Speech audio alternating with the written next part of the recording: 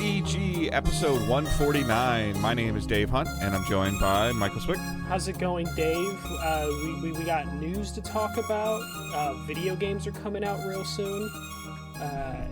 Video games are starting to get a little bit exciting. I don't know if it's just because like E3 might be back, so I'm like, I want to cover games more.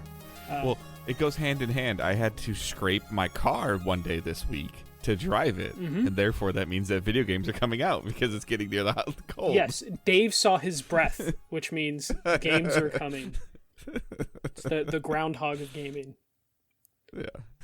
I found out my new car, or new to me car, has a remote start on it, and when I remote start it and the outside temperature is below a certain number, I don't know what this number is, but the other day must have been cold enough that my heated seat and heated steering wheel turn on by themselves.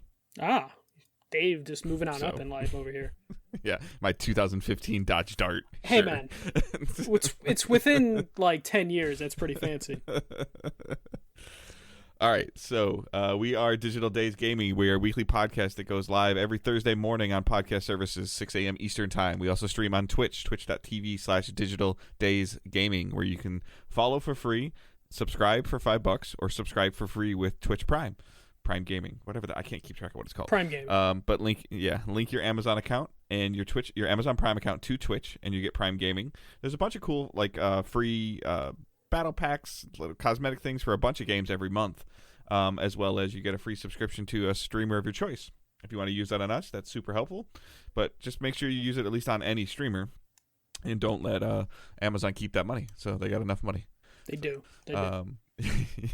We've got a bunch of other links in the show notes: Facebook group, Discord server, Teesprings, PayPal, any of those ways things that you guys have asked to communicate with us or support us. It's all linked in the show notes.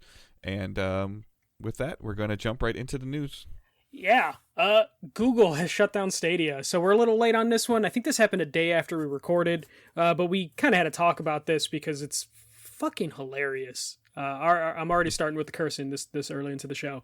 But Google has officially decided that they are done with the streaming service, and they're just going to end it completely. They said they might repurpose the technology for something, but that's something they've already said they were looking into with partnering with other companies and just being like, hey, we know how to stream video games with low latency. Please lease this from us. But Phil Harrison, who's in charge of Stadia, which, man, Phil Harrison has like a long list of companies that he's been there for, like that didn't go well, that he's been there for, but continues to get jobs in high places, surprisingly. I'm not saying it's his fault or anything, but it just definitely is a track record. But the reasons for shutting it down is they just couldn't gain traction in the gaming market. And then there was an offhand comment that Xbox's acquisition of Bethesda and Activision was concerning and was a roadblock for them in the future, something they saw could have been a roadblock in their future, which, I don't know, if you want to just talk about that section right there. Like, I think it makes sense from a standpoint of, like, they need to work with third parties to get those games on their services. And we've watched in the last 2 years third parties dwindle into first party. Yes. No matter what, whomever.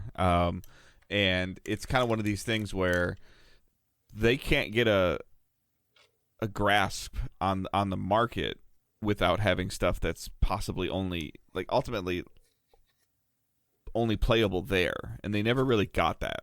Like the tech worked. When I would mess with it, it would work. But like, why would you buy something that's like a single player game that you could stream and own a console?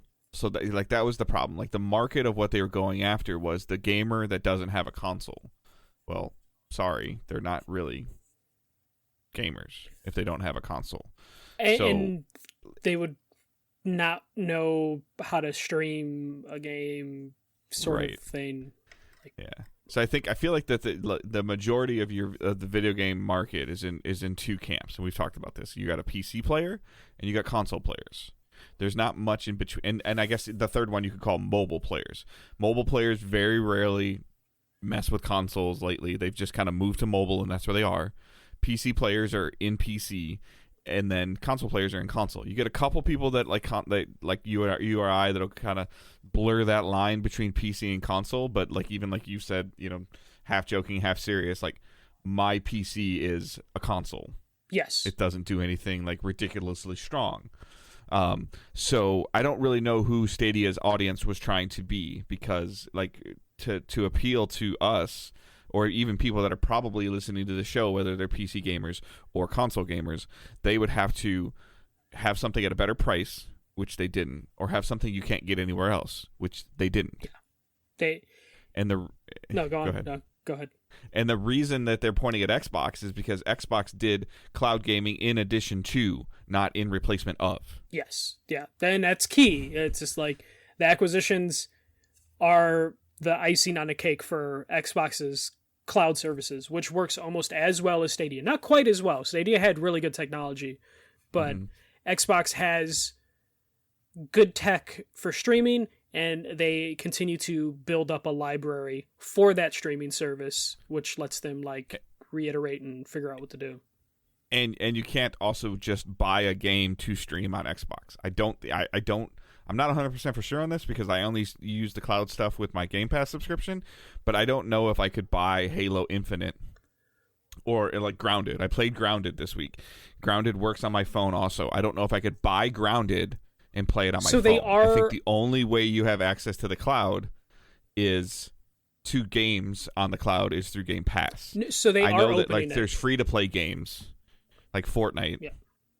You can play on the cloud, and that's free to play, and you can play that on your phone. We've heard about that. But in terms of like buying any game, where I don't even know what it would be, like Fallout, any Xbox, or even a third party game that, like, I don't know. I can't even think of an example. Like Assassin's Creed Odyssey. If I buy it on Xbox, I don't have access to it.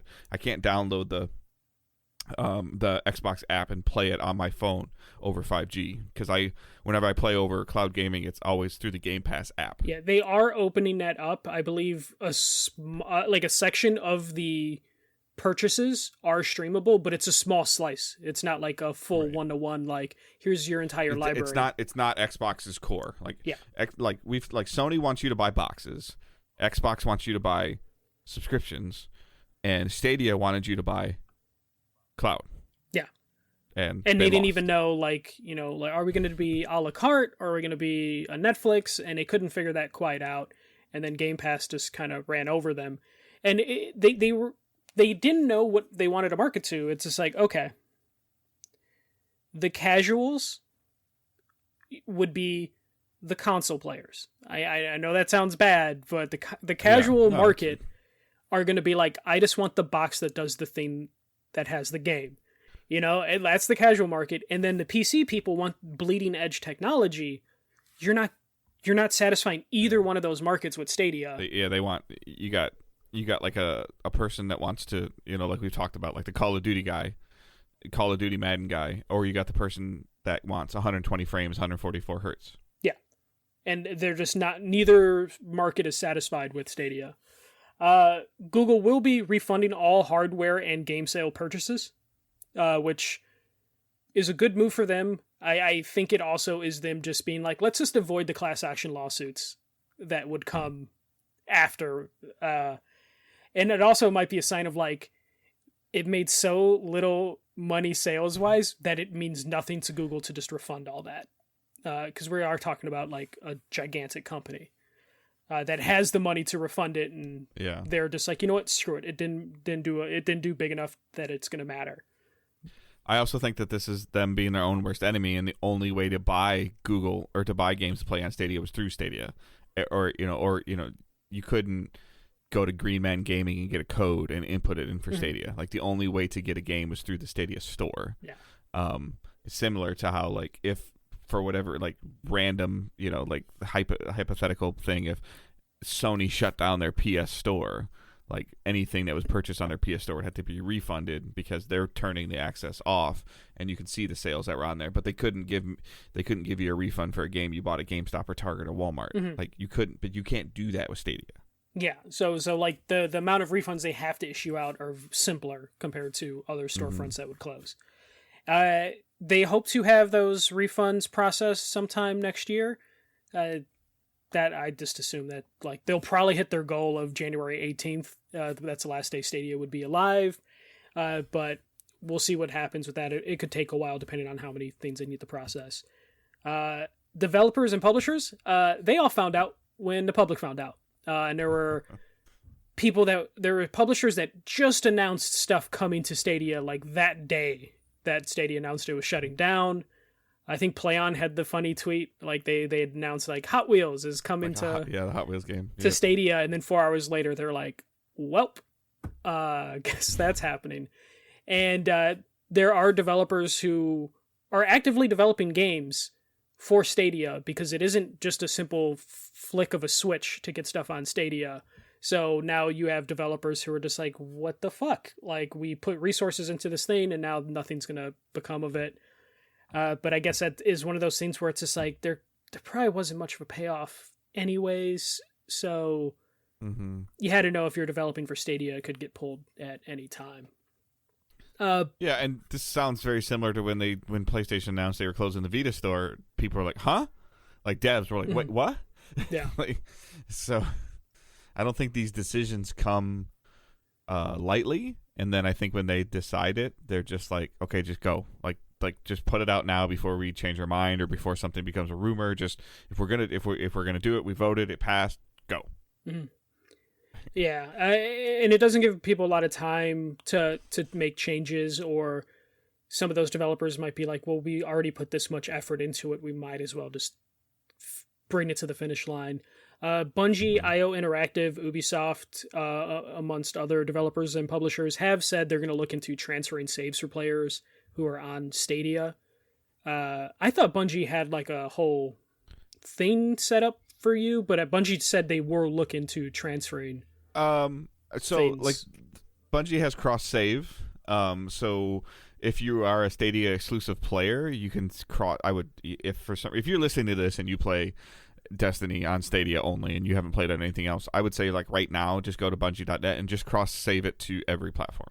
Yeah, like and to PC, to PlayStation, to Xbox, just to do it. Yeah, I'm wondering if Bungie said that they're looking into it just to be like, we got to find a way for you to save your character, because the Stadia player might not have another platform to save it to. So they're looking into it. IO, who has Hitman, and then Ubisoft was probably the biggest partner.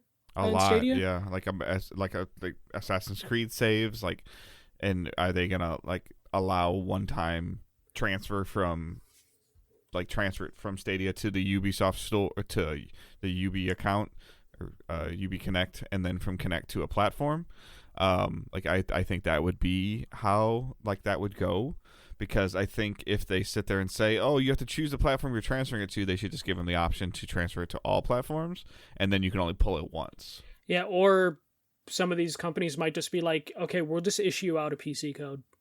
Like, the game's old enough that it's not going to be like a burden financially for them. And to your point, like as an example, if we use Assassin's Creed Odyssey as an example, like the number of people that probably purchased it on Stadia and that are gonna say something that they want their money back or whatever are probably in the hundreds.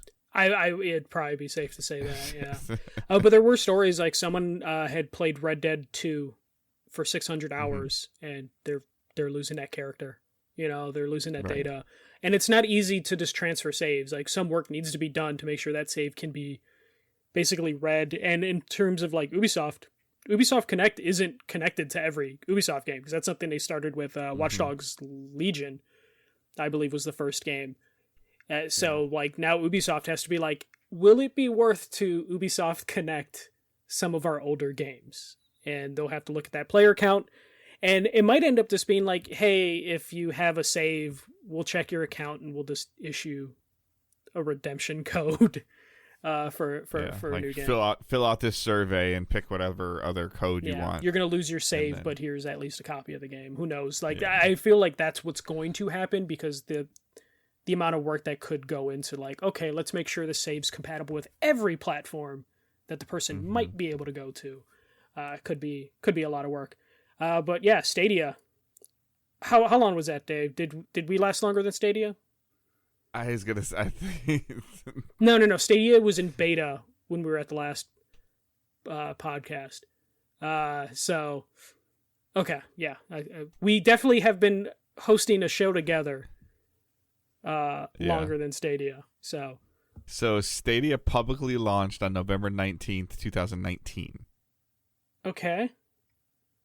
And we started October 2019. No, November 1st, 2019. Yeah. So we are older than Stadia. There we go. Now, it might have been in, like you said, early access, beta form, but the official go live date for Stadia says November 19th, 2019. Well, technically, we got to last till January 19th, so we can't count our shit yet. All right. Okay. Well, I hate to tell you, but my 2-week notice is January 8th. Ah, damn. Here we go. This couldn't be, or as soon as Stadia is over, you're gonna be like, cancel. Just done. I can't. That's just too many platforms are gone. I can't do it anymore. Can't do it. You're a Stadia believer. Man, what are those Stadia Stan accounts gonna do?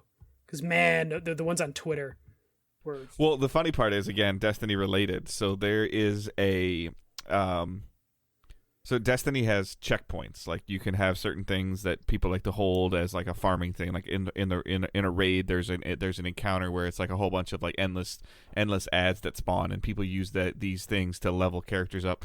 They'll farm dungeon boss checkpoints, and it's sometimes getting to those checkpoints is hard. In the game will reset every week, and then sometimes you can hold a checkpoint. Like, you can put a macro in your computer, and you can have your character move around, and it'll hold the checkpoint through reset. But when they release an update or a hotfix, it kicks you out.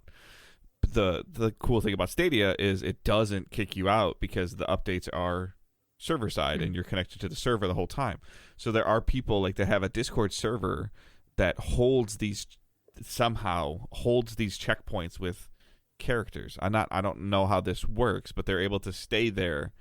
The game thinks that somebody's there, and you can join on this person and die, and then you have the checkpoint. Mm-hmm. And there's a guy that does this, and he's tweeted out, he's like, I'm looking into what's it called, NVIDIA Now, which is a similar service. Yeah. So it's funny, there's a lot of things that the server side benefited. I'm sure other games that were on Stadia focus on this.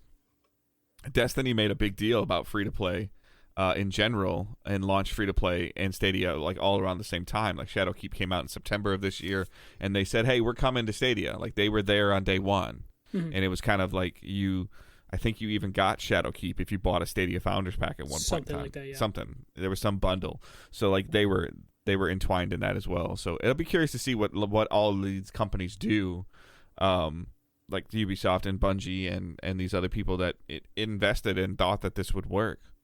And or took Google's money, which is probably what it was. Yes, basically.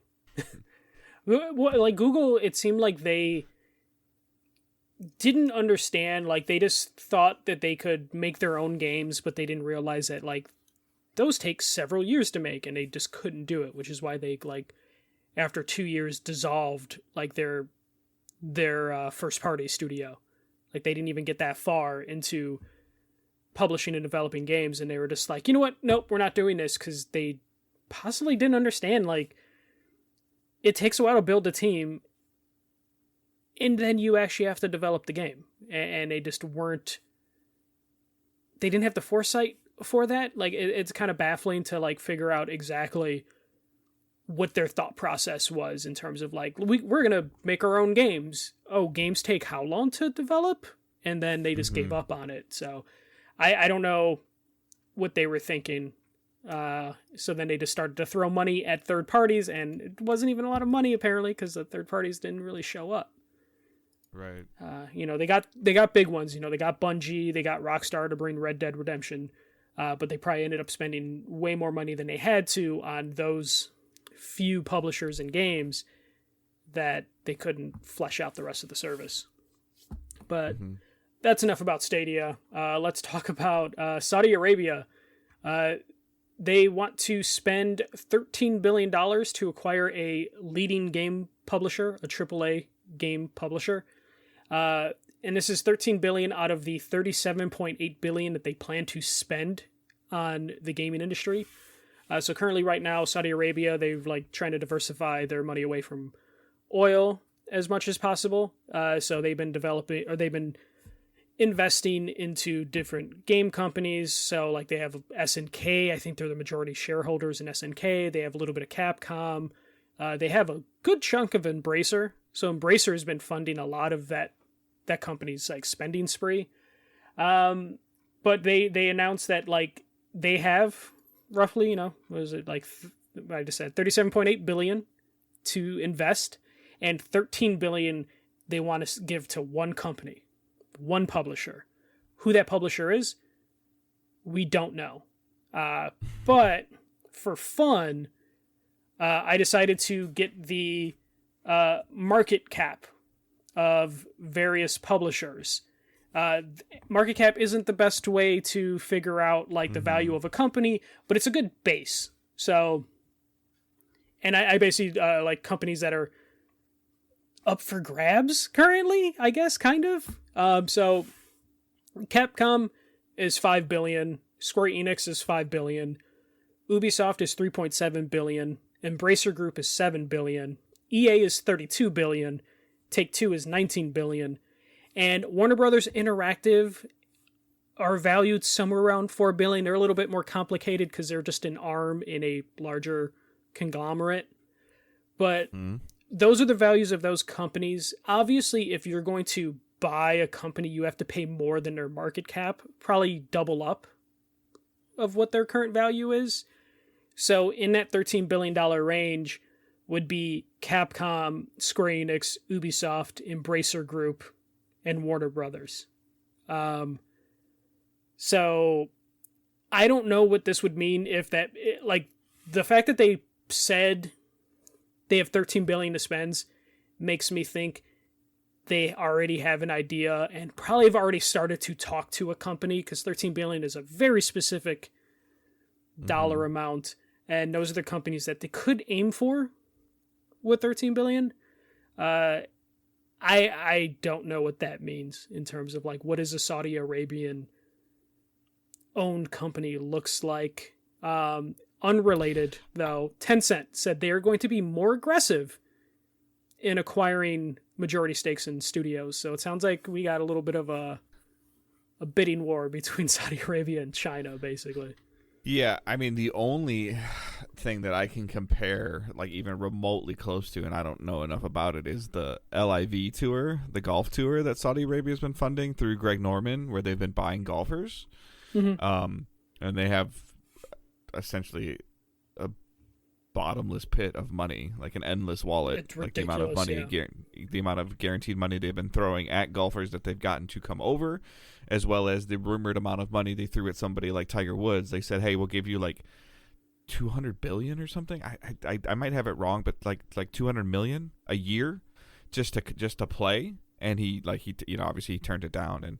And so yeah, I think with you being a Saudi or Arabian purchaser, like you automatically incur a convenience tax.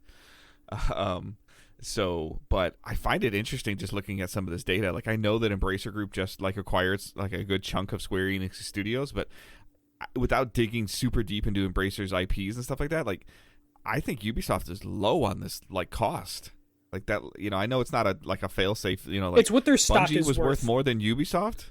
Well, no, Bungie. You know what I'm saying? Yeah, like it's Ubisoft's only worth a little bit more than Bungie, right? Because Bungie was like 2 something. Yeah. Oh, yeah. After retainer cost, and I guess if talent retainership is factored into this, that's where your numbers are coming from. So let's say $4 billion for Ubisoft, double to purchase and own the rights to the IP, another $3 million for talent retention, and then maybe $2 billion to pay off the people that need to go away that you don't want around anymore. Yeah. So like that, like the Ubisoft's the one that makes the most sense to me. I don't think like Capcom. No. Like I don't at the point in time what they've been able to do lately with their stuff in their own way, like they're trending up, and I don't see that. I see them doing nothing but growing. And Japan has rules in terms of like non-Japanese companies or countries in this case buying. And then I don't think Square Enix peeled off those things for almost nothing just to be bought by somebody else. So like you kind of like I take Square Enix off the list. Like EA's not possible, Take-Two's not possible. Warner Brothers doesn't know what it is. They don't like they would try to like fragment the IPs to you. But like, so basically, when Warner Brothers was asking for $4 billion, most of the market was like, "You're crazy. That's too much money." But would Saudi Arabia be like, "We'll pay that, and we'll pay the extra money to make sure we get like the Mortal Kombat IP, the Batman IP, everything." Yeah. So in the order of like possibilities, I would put Ubisoft first, Warner Brothers second, Embracer third. Like, I don't know who's behind the Embracer purchasing Saudi Arabia. of the they've given Embracer like $2 billion already to acquire things, so Embracer's kind of got home field advantage in terms of that. Okay. But yeah, I agree. Like, in terms of like, if Saudi Arabia wants to make a splash and say like, we have a AAA publisher, that's not Embracer Group. Not unless Embracer Group renames itself something, and really comes out heavily before they get purchased. But or when Saudi Arabia purchases them, they like I guess at the same time, like, eventually any name could be relevant. But Embracer just doesn't seem like, to me, seem like a relevant video game publishing company. Not yet. But, yeah. They hope to one day. Right. But who knows what this means? The Tencent thing doesn't bother me because like Tencent has had their hands in everything, and so far we, again, like I've been saying for years now, we haven't heard of Tencent messing with anybody. Yeah. Saudi Arabia will definitely a Saudi Arabia board, a Saudi Arabia group of owners, they'll definitely be, I think, a little bit more vocal, or they'll, when they acquire a video game company, they will put a name in front of it to run it. Like a significant name, because I feel like that's just how they function. Mm-hmm. But they might implement their values into what they make if it's 100% owned by them, if that makes sense. Right. Yeah. And that's where there would be concern. But they would get a big name in the video game industry to be the face of this Phil company. Harrison. Similar to how they've done with Greg Norman for the golf thing, even the guy that owns the Jaguars, and he owns a soccer team in Europe, I believe, and he owns, is it AEW? What does he own? Oh, no. Shah Khan, Nick Khan, or no. So it's Tony Khan and Shad Khan. Yeah, but I don't think they do stuff with Saudi, because WWE definitely works with Saudi Arabia. They basically do their, I think Saudi Arabia through like $10 million. But I believe he's Saudi Arabian. Correct? No, he's not. Okay. Never mind. I'm sorry. Yeah. You might be confused because like there's Nick Khan, who works for WWE, who basically helped get the deal with WWE in Saudi Arabia.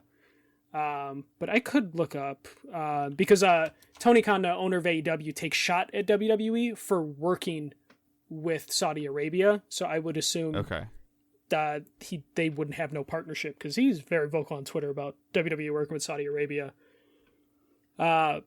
But yeah, like Saudi Arabia does have their hands in a lot of pots, and they don't mind throwing money around. Like basically they use WWE to like make propaganda videos twice a year when they do their Crown Jewel event.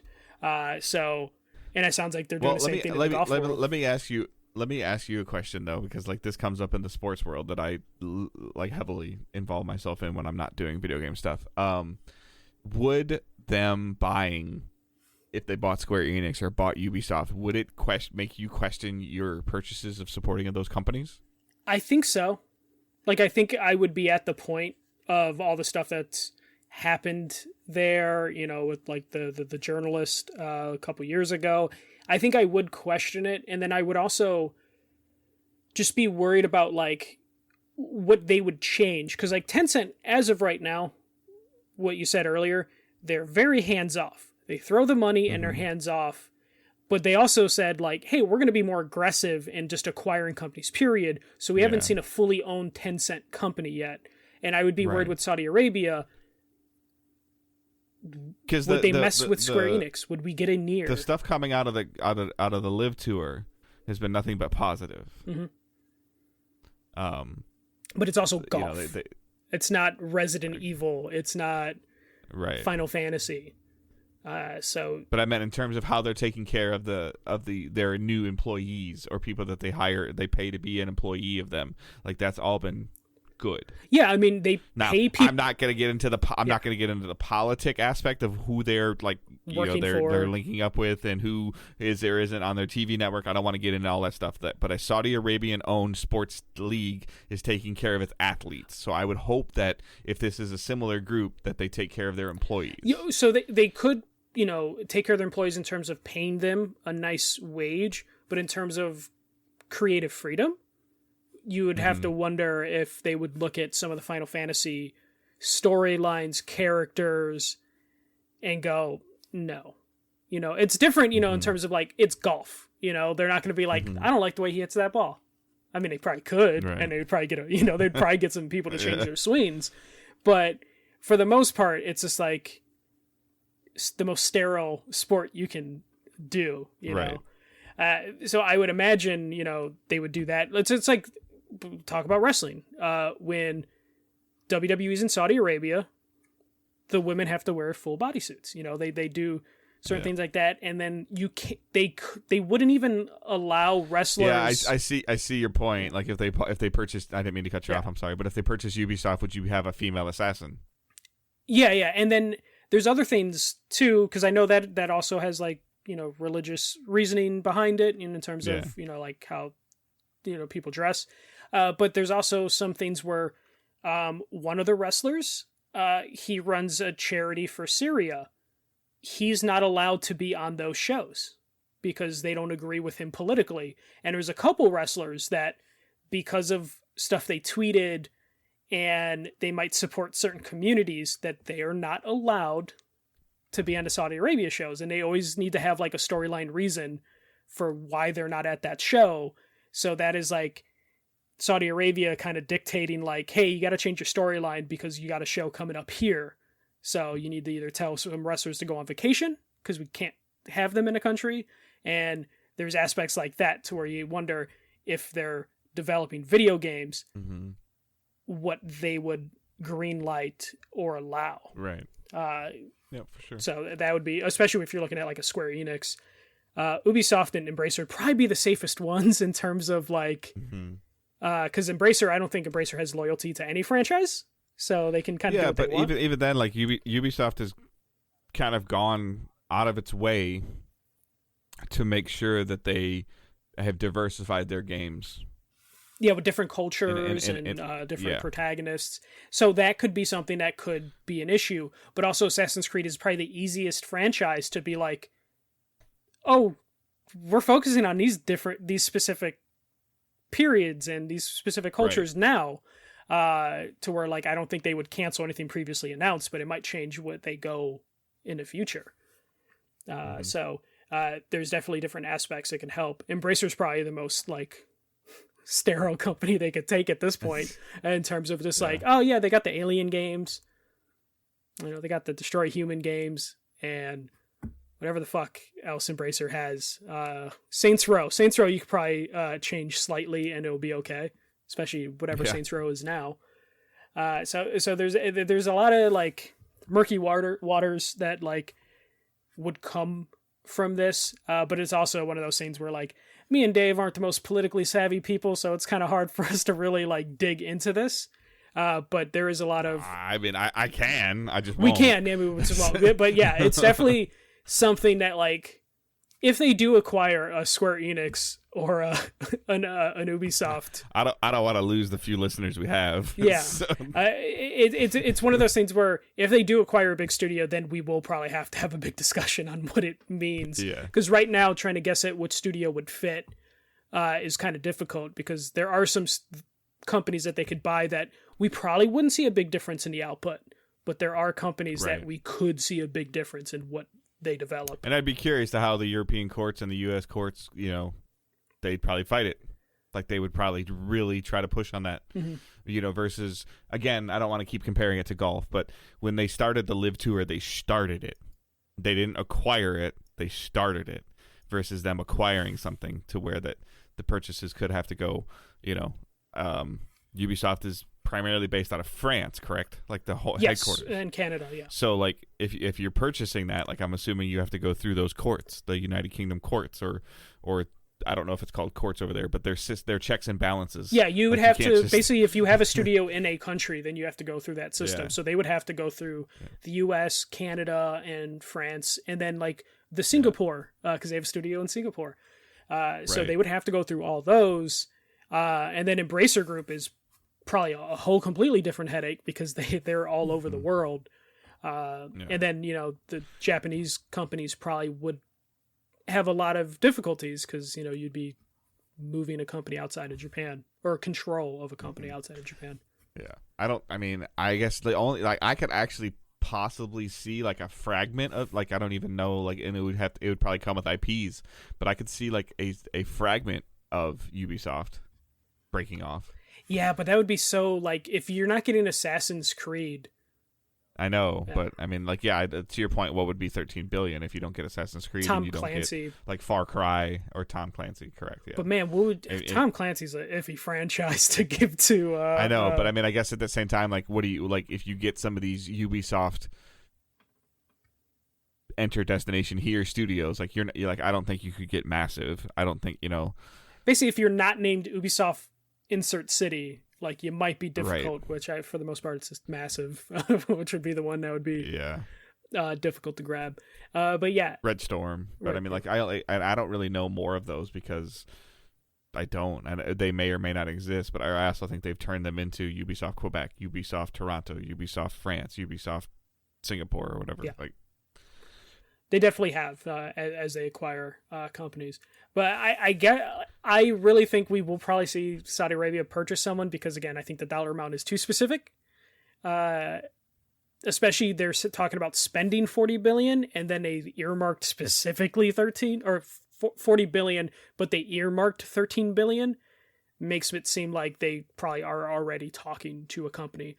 Though, I just realized Tencent owns a good chunk of Ubisoft, and they almost acquired a chunk of Ubisoft to almost have first rights to Ubisoft.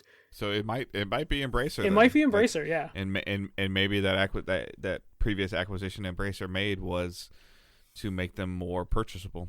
Yeah, to justify to whatever this organization has to answer to in Saudi Arabia. Of oh, this is a big company. They're worth $7 billion. Ignore the fact they that have Tomb Raider. Yeah. Ignore the fact that $2 billion is from us. They're worth $7 billion now.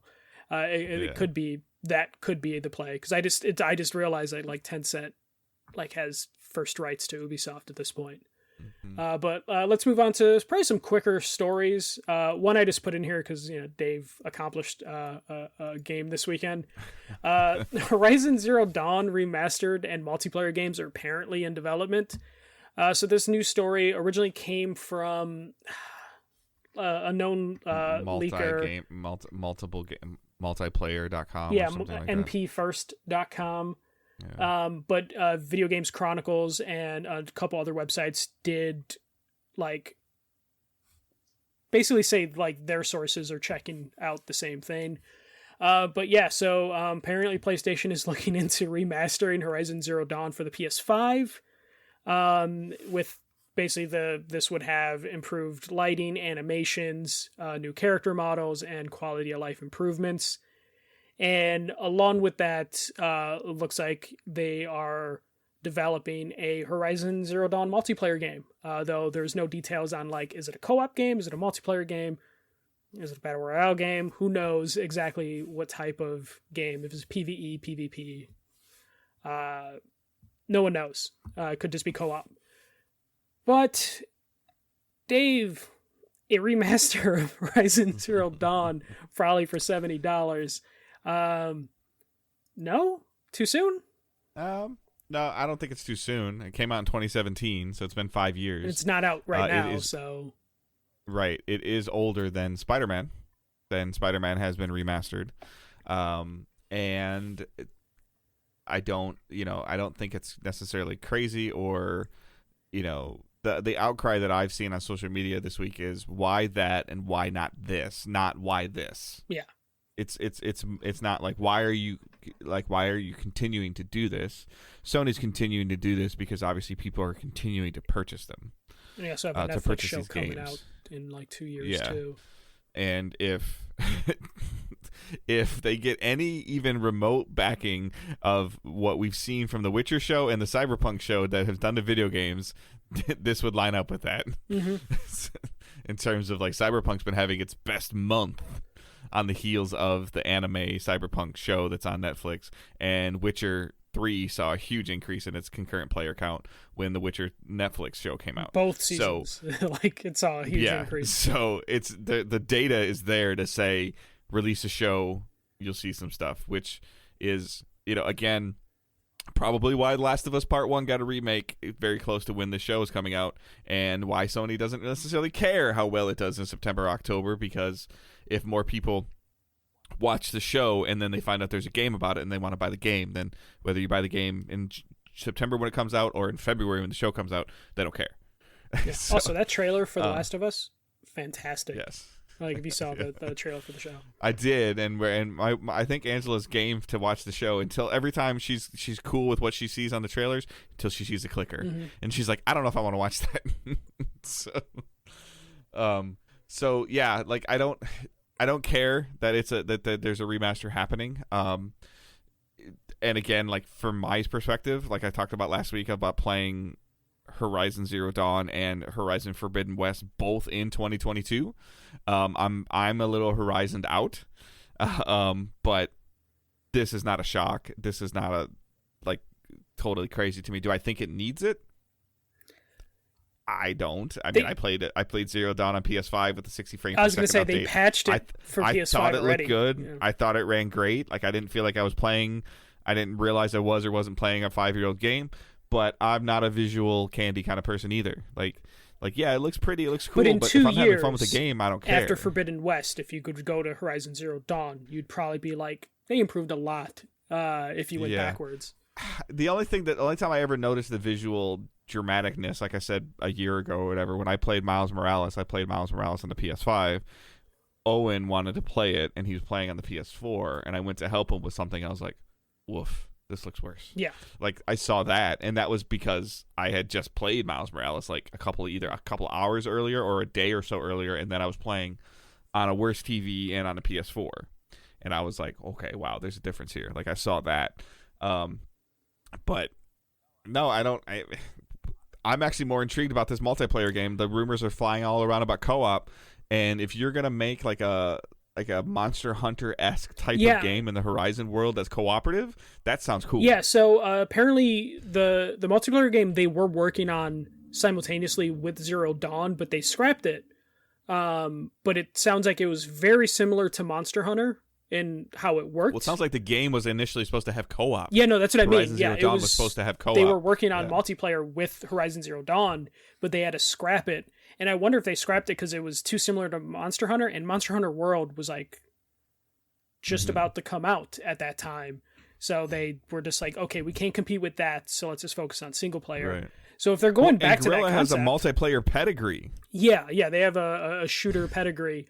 And if they wanted to stay away from Monster Hunter at the time, but they want to take another shot at it, I'm all in favor of that. And I'm not even a Horizon fan, really.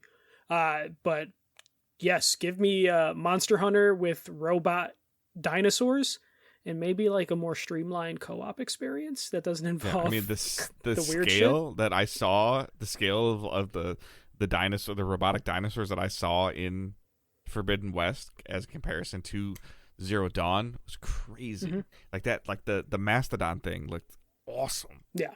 And to have something with, and again, I played the game on story mode. I'll talk a little bit more about it in a little bit. But to have something that has a combat thing of where, okay, just immediately like, okay, Michael, you're the healer, I'm the trapper, and Johnny's the damager. Like the cooperativeness that could be happening in that of why you're doing that is crazy high. Yeah. Like in terms of like what that would feel like, what that could be like. Especially if it could be like open world like Horizon, as opposed to Monster Hunter, you would go into, it was open world ish, but you would be going into like arenas. Yeah. So if they can get that open world aspect too, that it could be just great. Like you guys are each exploring. You're like 200 yards apart from each other. Like I got something, all right, and everybody else tries to get over there as quick as they can. Could be really cool. Yeah. That would probably get me into the Horizon franchise, because I did like Monster Hunter, Right. despite Monster Hunter's like convoluted multiplayer system that they don't seem to ever want to streamline. But yeah. Next story. Halo is apparently abandoning Slipspace engine, which is the current engine that they use, and they are going to go Unreal. So this report hasn't been confirmed, but this is another one where multiple people in industry basically confirmed the story. So this basically sounds like 343 Studios. The big thing that they were dealing with is people just kind of thought at first Halo Infinite didn't look that good. It didn't look next gen, and then they had to work on it for was it 2 years? Basically, it was delayed for them to get it to look good. And even then, it still showed signs that the engine just couldn't keep up. So sounds like they're moving to Unreal Engine for their next set of games. Whether this is that rumored Battle Royale, or just the next sequel to Halo Infinite, which I feel like you can't do a sequel to Halo Infinite because the name is Infinite. But that's their problem, to figure out a naming scheme. This isn't unheard of. Square Enix announced they moved Kingdom Hearts off the Luminous engine to the Unreal Engine. CD Projekt Red, which we'll talk about next, they said they were no longer using their own engine. They're going to be using Unreal Engine. This kind of hopefully will help 343 out, because as we know, Unreal Engine is a very friendly engine to work with. So 343 ideally can focus more on mechanics, story, gameplay, as opposed to making sure the engine looks pretty. Or will it work? Or will it work, yes. Somebody can... we talked about this before, the benefits of signing a contract with an engine publisher. They deal with the tech side of it. They know it. They know it frontwards and backwards. You have a meeting with a team and say, this is what we desire, and they'll say, yeah, we can do it, or no, you can't. Yeah. You have to change it, versus them trying to brute force it, which is what I think they tried to do with Infinite. This sounds fantastic to me, whether you're a Halo fan or not a Halo fan, but any way that Xbox right now can currently possibly cut down any of its development time to get more stuff out sooner is a good thing. Yeah, even if it means they abandon Infinite a couple years earlier than they planned to. Because I don't know if they had a roadmap for Infinite of this is a 10-year game, and they're gonna have to be this is actually a 3.5-year game, because our next game is going to be on Unreal Engine. Or they can still technically use Infinite and just rebuild it in Unreal Engine, and then just kind of transition people out of that.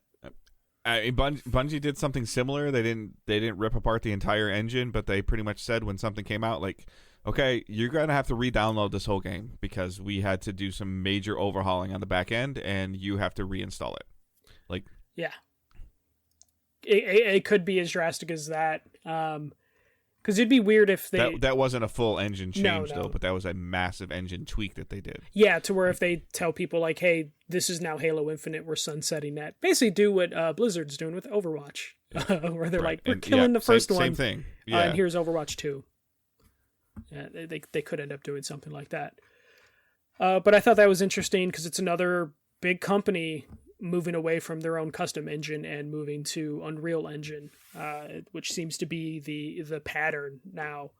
Because I believe Crystal Dynamics basically announced hey, we're moving full time to Unreal Engine for the next Tomb Raider game and future projects.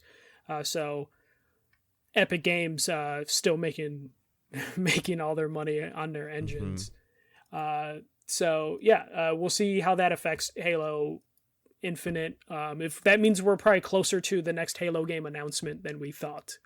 Now that they don't have to worry about the engine. Though they probably have to you might not have your full staff know how the ins and outs of Unreal Engine. So they might have to do some restaffing or some retraining along the way, though I don't know how game development works. But I would assume, you have everyone working specifically on this one engine, and then you're we're switching engines. Some people are going to have to possibly learn some new tricks to make things work. All right, last news story. This is Dave's favorite type of thing, when a publisher announces a shit ton of games with no timelines, and they're still working on patches. I'm actually kind of okay with this. Okay. Just because I don't like this last part where they're talking about like a new IP, but I like them saying like, here's what we're doing with this, you know, with the like, and I'll let you get into it. Yeah. Okay. So CD Projekt Red announced, was it 1, 2, 3, 4, 5 games basically today, and an expansion pack, or confirmed that an expansion pack's still coming. But let's start with The Witcher. So The Witcher is going to get a new trilogy. So Witcher 4, which is actively in development, will be the beginning of a new trilogy that is going to basically carry on like the size and scope that you expected from Witcher 3. So it's going to continue that size and scope.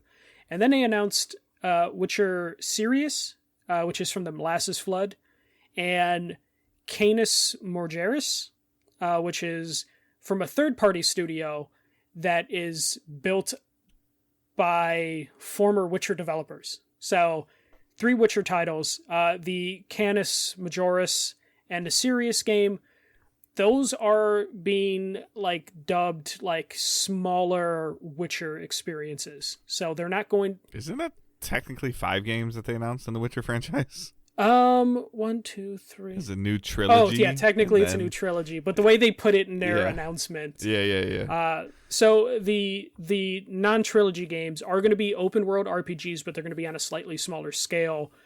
So imagine maybe like Witcher 1 and 2, those were like 20-hour RPGs, and then Witcher 3 was a 100-hour RPG. So we're probably looking at a scale of Witcher 1 and 2 for these other games. With, I believe, the Molasses Flood one, the Sirius one, is going to be significantly more story focused. We don't even know if that, like, what that game's going to exactly look like, but they're talking about that game as being very innovative. So I don't know what exactly that means, but at least for the Canis Majoris one, that is going to be an open world game on a smaller scale, which sounds like a way for them to, like, keep the Witcher franchise from going stagnant or from having droughts of no content. So like the idea that they have a new trilogy plus these 2 additional games in development means their way of making games as a service without making a service game. Yeah, this almost reminds me of the Ubisoft Infinite Assassin's Creed thing. Yeah, the Assassin's Creed thing where it's just like, yeah, we're just going to make some smaller games and we're still making bigger games. So it sounds like and go ahead. Oh no, go ahead. And I was going to say, the reason why I'm okay with this is because, for the most part, like, we don't have to ask the question anymore of, like, what are you doing with The Witcher next? Like, they get out in front of it and they say, here are our plans for The Witcher, and then transitioning, here are our plans for Cyberpunk. So they're being very clear, and this is what I like. And I was okay with even with the Assassin's Creed thing, because I thought that they were being very clear of what their intentions are. What I don't like we've talked about, is like, hey, we signed Amy Hennig and she's gonna make a thing.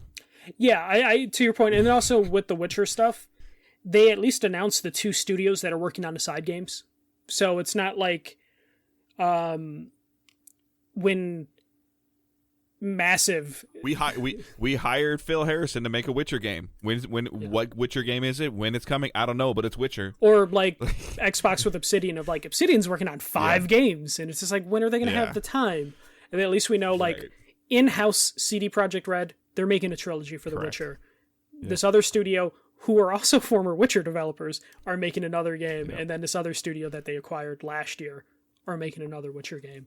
And then they said Phantom Liberty, which is the Cyberpunk 2077 expansion pack, is in the final stages of production, though there is no timeline on exactly when that's going to come out. And then they announced they are going ahead with a Cyberpunk 2077 sequel from CD Projekt Red themselves, project name Orion. Mm-hmm. And I assume this is basically them being like, yo, that anime got us 100,000 concurrent players on Steam.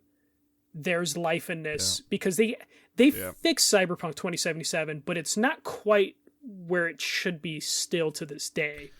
I mean, I think they got served a serious piece of humble pie, and they're like, okay, but we're still CD Projekt Red. Yeah, we still are selling a shit ton of copies, and they can't fuck up Cyberpunk 2077 twice. You know, like at this point, I assume this will change exactly how they approach it.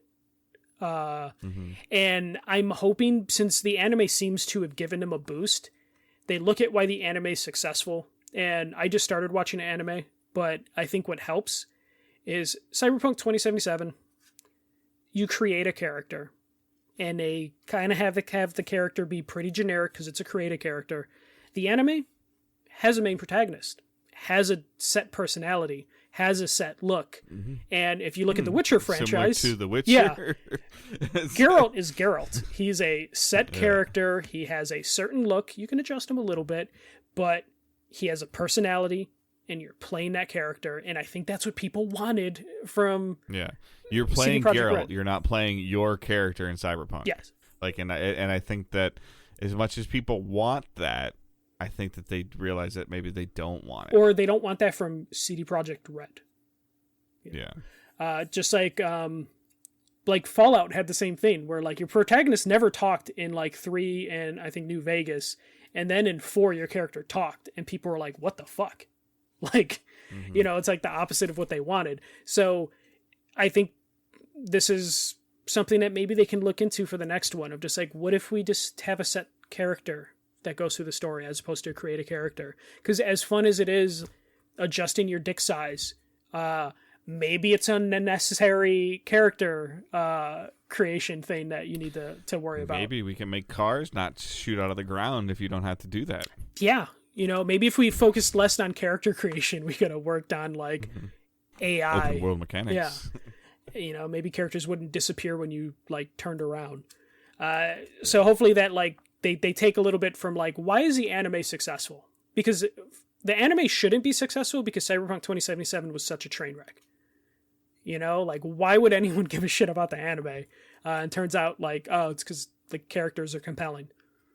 Well, and because people feel anything cyberpunk is cool, and interesting right now, and you can tell that the people and the players were excited for any cyberpunk style game, and now that it's it seems like every patch or everything, it gets a little bit better, and you know, like, it's just like what they've been able to do is with this over the last year, 18 months, 2 years almost now is borderline better. It is better than what Bungie's done with Destiny, what Ubisoft's done with The Division, any of these, like even what Ubisoft done with Rainbow Six. Like, this is better because this is not a multiplayer driven game.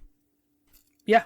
It finds ways to have life and sell copies at a consistent rate. I mean, that's got me thinking I should check it out, and I'm like, I have like no desire to play this game, but that many people playing it and thinking about it and talking about it are like, like, yeah. And it's funny, I still think the game's mediocre.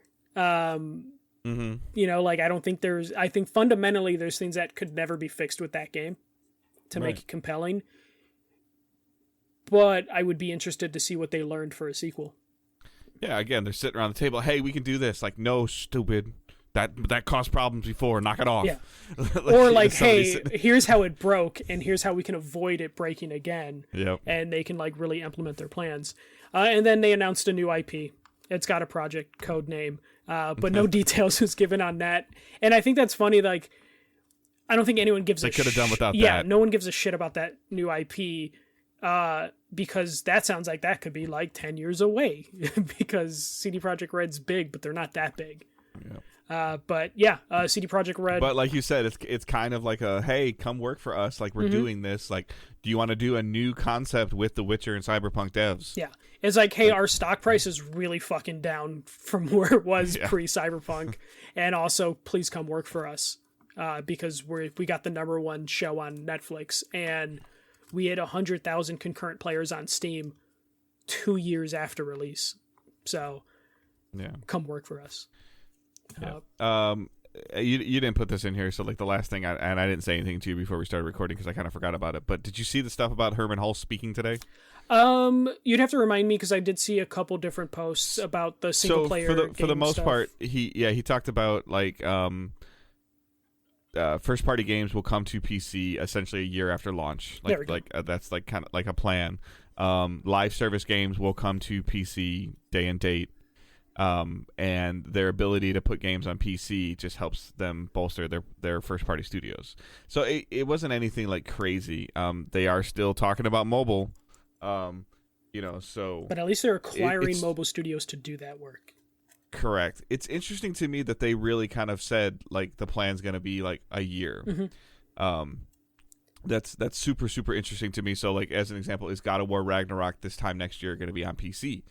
And that's interesting that they've actually put like a hard date on that, because I think personally that long term like this could affect console sales. That's exactly when I saw the news story earlier. Was just like, well, shit, if I'm on PC, I'm like, I could wait a year. There's other games to play right now. So it's like literally take me as an example. Like it took me 4 years to play Horizon Zero Dawn.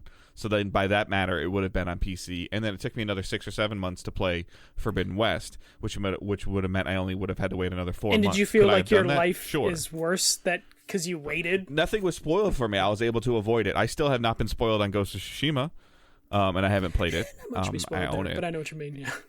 Yeah. But story elements, like anything hasn't happened. Like there was a concern, like with you and I, with like Last of Us Part 2, of like, hey, we got to get through this. But that was different. Something's gonna happen. That was different because there was all those leaks before the game came out. But I don't really think I saw spoilers after the game came out.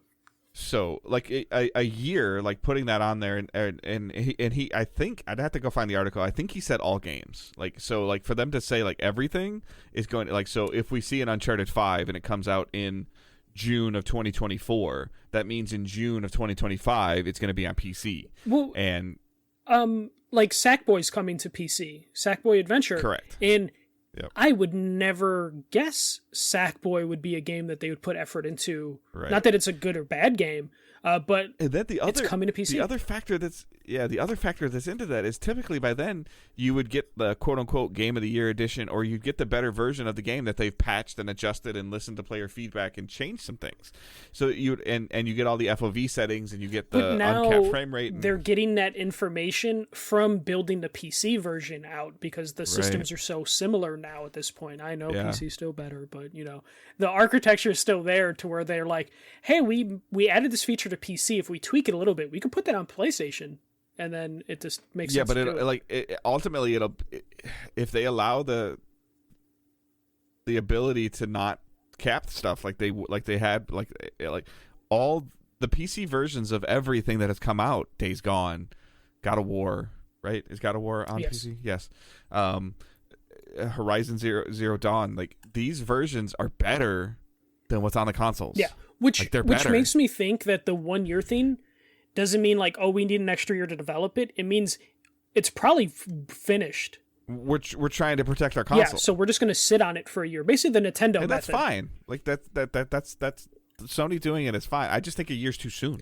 A year might be too soon, but I'm sure there's still some flexibility in terms of like, will it be an exact year, or will they be like, yeah, we'll save that for spring. But at least it shows that like at a minimum, you're going to be waiting a year, and then it'll flex on that. But right now, I'm kind of getting to the point where there's a possibility that PS5 and Series X are the last boxes I buy. Yeah, especially as you move towards PC stuff. It could be. Mm-hmm. Especially PC gaming is still kind of a pain in the ass, but it's getting better over the last 5 years in terms of like shit works. You're not. Like Gotham Knights there's a debate right now in my mind about Gotham Knights. Like, do I go PC, but then I can't play with friends, because I don't have PC friends, so like that's kind of where the discourse is happening in my mind. But it also is like when PlayStation and Discord get off their ass and fix their whatever, and like Xbox has, and make it work to where I can play, and I'm not saying that Gotham Knights would or wouldn't support a cross-play functionality, but to where like the platform won't matter, like where I'm playing, whether it's Destiny or Rainbow Six or whatever. I can just get on the game, talk to my friends, and play.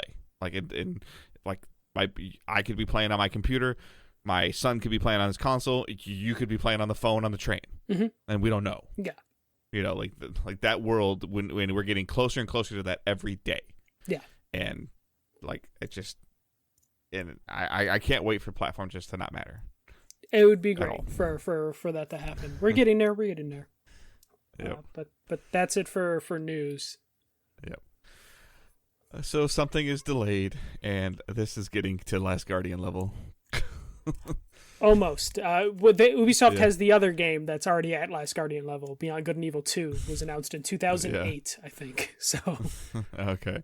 So Skull and Bones has been delayed from November to sometime next year. To March. Yeah. I think they said March. A friend of mine said, "Oh, they're really trying to run away from God of War." I think that probably played a factor into it a little bit, but it is busy as fuck next February and March. Yeah. So, but I also think that whether they're trying to be acquired or not trying to be acquired, or trying to really make sure that what they release is solid. Like this, this is definitely not the Ubisoft of old, where it's like, okay, get it out. And it's a service game, and we'll continue to patch it and make it better. And when patch 1.0 comes out, that'll be the real version of it. Like, this is them going, it's not ready.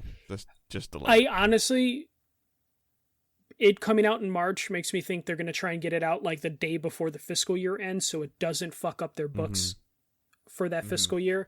So it's a bad mark on the next fiscal year, and they can work themselves out of that hole, as opposed to being like, yeah, the game we released this holiday fucking tanked, and then it'd be something that like they would suffer for. At this point in time, it's probably better to shareholders to say, hey, we didn't release anything this holiday. We put a bunch of this stuff on sale. We did some quality of life changes to these games. Look at the increase of sales in it. Oh yeah, Skull and Bones came out, but it came out at the end of the year, so we don't really have any real data on it. So and it won't affect our stock price or our financial stuff because it's only been out for a couple weeks. All right, what we're planning on watching. You want to go first? Yeah, I'll keep this brief since we went kind of long this week. For the most part, oh wow, for the most part, it's just been Rumbleverse for me. I had a really good fucking day yesterday where I ended up getting like 4 wins in one session out of like 10 matches, which is really good for me. Nice. And that's pretty much it. For playing. Like, I honestly haven't had too much time. We're gonna go on a cabin trip this weekend, so I've just been kind of like getting supplies for that, being like, do we need bear mace? I don't know. And just looking at like, how do you make? Do we need what? Bear what mace? Bear. Okay. Oh, okay. And being like, do I know how to start a fire? Dave's laughing because he's like, I'm a Boy Scout. But Dave, I don't know any of that stuff. So I've just been like looking into stuff like that. Blowtorch, yeah. Matches seem to be pretty good. Hopefully no forest fires. And I've just been like researching that, and I did start the Cyberpunk. For the record, I can start a fire with a bag of Fritos, but I'm just saying blowtorch. Okay, I don't know. Like it's a weird humble brag.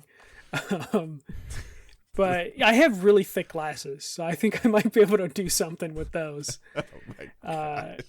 And I did start the Cyberpunk Edgerunners anime. The first episode did nothing for me, but the second episode was actually really good, and I'm probably going to continue watching that. I do feel like, I don't know, a lot of people are like into the anime. I think I still have the problem of like the game story sucked, so this anime is starting a couple points ahead, which is unfair to the anime, to be completely honest, that I'm like holding the game against it. But it's starting to turn the corner, though. I do feel like, so animes usually have really good theme songs like that are specifically made for that anime. Cyberpunk Edgerunners just uses a Franz Ferdinand song, which makes me think it's a good song, but I don't think it fits the anime quite right. Which makes me think that like they didn't want to put the money into like making an original song, so they just like licensed a random song, and are like, hey, let's just license this song. We don't want to put too much effort in because we don't know if this is going to be successful because the game bombed, and we announced this anime when we thought this game was going to be the biggest thing in the world. So I have a feeling if they get a season 2, they'll probably change the theme song to something that fits the show a little bit better. But overall, like, I'm only like 2-3 episodes in. It's pretty good. Like I'll probably finish Nice. it. It's not going to make me play the game. Like I'll tell you that much. It's not going to get me to play the game, but it's at least a decent anime. All right. For me, I finished Horizon Forbidden West. I put the game on story mode, and I finished it with about, I think I was like 27, 28 hours in. I'm a little irritated, though, that, when you look at the statistics and stuff like that, I only got less than 30% of the game completed. Now, granted, I know I only focused on the main I was going to story. say, you can't be like, oh, man, I didn't touch any of the side quests, and apparently I'm missing a lot of the side quests. But the problem that I have with it is a couple people that I've talked to, like, that have done more of it or that have gone through the whole thing is like, oh yeah, like the side stuff just kind of builds the world a little bit better, but it doesn't really have any effect on the game. So it's like 70% of your stuff is, this is a bad word for it, but 70% of the content in your game is kind of fluff. No, and that's the problem that, like, I think I had with the first Horizon is that none of the side stuff felt of consequence. Right. It was just it had the Ubisoft thing that I hate about Ubisoft open world games, where the side stuff is like whatever. Where I want that Witcher stuff. There's a couple companion characters that I care about, and I want to do some of those. Somebody told me, like, hey, just if you really want to get more out, like, do the companion stuff that's talking about the characters that you've picked up as companions in the game.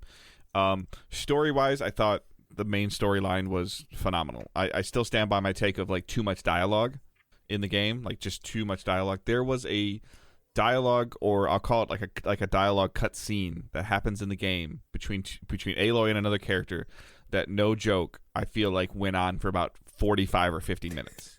That's fine. Of me like not playing the game other than like picking conversation directions. And I was fascinated enough in the conversation that was going on that I wanted to see each arc of the conversation. So I was clicking on each thing and then asking the follow-up questions. But that's like Curry, that's what they're like. There's a guy that you need to help with an arm, and like that's the companion. I haven't done, and I literally played the main quest line. Like I went through it, and it took me start to finish on story mode over 25 hours to do the main quest line, which is fine. The story was great. The last mission was cool. What they've done with what they did with the characters and the companions. Were fantastic, and the end mission, it might have gone a little over the top on the sci-fi thing for me, and they're totally setting up a third one, by the way. But it's fantastic. A couple of people was like, oh, it's my game of the year right now with Elden Ring. It didn't hold my attention enough to be game of the year, but I wanted to play it, and I wanted to play it this year, and I think 50% of the reason why it's not holding my attention enough to be game of the year is because I played Zero Dawn this year. So I might have just had too much Horizon in 1 year. For right now, what they were able to do with Forbidden West only ups the ante of what I expect Santa Monica to be doing with Ragnarok. Okay. So I have very high expectations for Ragnarok. I also played on Xbox. I played Grounded. I played with Randy, who plays Destiny and some other games. Didn't get a chance to play it. Yeah. So you've got a first-person and third-person perspective. This is one of the games that I legitimately might actually try to play on mouse and keyboard. Okay. It just, and I'd have to see what I could what I could hotkey or what I could switch to different buttons, because the controls on a controller feel a little clunky. Like crafting is here, hold this down, get this, put this, look up, grab this, whether. And I immediately went to third person perspective. I watched some other people stream it, and they were playing in first person perspective. I'm like, okay, well maybe I should play in first person, and that's a little easier. It has a little bit more survival aspects than I expected it to have. Like early on, like you have to make sure that you're getting water for your character and food for your character to keep the stamina going. I understand it's a survival game, but it kind of like punched me in the face a little bit of like, I'm running out of water. Like I have to go find water to continue playing the game. Yes. Like that's a little jarring for me. I'm not saying it's a bad thing. I'm not saying it's a good thing. It was just a little bit more unexpected than what I thought. Did you turn spiders off? No. Okay. Good man.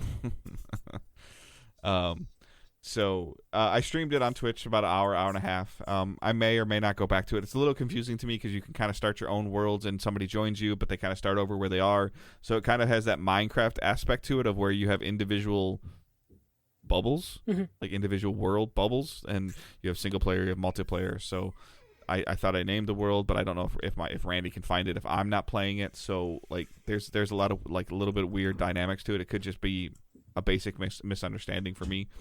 It has a crafting system. It has a carry system. It has that stuff, and the backyard that you're in looks awesome. Yeah. It looks. It looked cool. good in open or early access, so I can imagine it's probably looks significantly better now. I will probably play that before I go on my trip this week. Yeah, I'm not 100% sure if I would ever like. I don't see myself playing this game by myself. But some of the like a little bit of the streams that I've watched of some people and some YouTube videos, like the end game stuff. Like I'm always intrigued by end game stuff. It looks really cool where you're like building a base or building a house. And you're protecting it, and like that part looks really cool to me. It looks like the main story might only like take like 10 hours, so like that doesn't sound like terrible. And then if that's kind of more of the tutorial of how to get yourself ready for like almost like a survival tower defense style thing, that sounds interesting to me. It's just a matter of if I think I can get through the 10 hours. This seems like the type of game this would be perfect for. I know we don't get Christmas break, but like that, like kind of like the Thanksgiving weekend, where things kind of can calm down a little bit. I know that doesn't really necessarily become a thing for either one of us, but like it seems like that type of game where it's just like when you have a couple days off from work, you kind of dive into, as opposed to like let's send a message out to the boys and let's all hop on Grounded. Even though that's what it's aiming for. I just don't know if it can be that. But yeah, other than that, I didn't really watch a lot of stuff. I was just like, I got into Horizon and I was enjoying it. Did I probably mainline the main quest too much? Yeah. But is that what I wanted to do when I played the game? Yeah. Like I wanted to see what was going on with the story. So yeah. We had a very basic question, but we'll move it to next week. We're running a little long today, so sorry about that, guys. So yep, that's our show. So you can follow us on the socials. The Twitter main account is @DigitalDaysPod. Michael's is @TheFirstMJC. Maybe he'll put pictures of him trying to build a fire and start it, because I'd probably be entertained by that. It's just me holding my glasses and hoping there's sunlight. And you can follow myself on Twitter @GoodDaveHunt. I've been a little bit more sports focused on Twitter than recently. A little bit more like some of the stuff with Tua Tagovailoa and his concussion stuff has been interesting. But you can follow, you can join the Facebook group, you can join the Discord server, and you can check out our Patreon. So patreon.com/digitaldaysgaming. With that, I hope everyone has a great week. Keep moving forward. Talk to you later. Don't be a dick. See ya.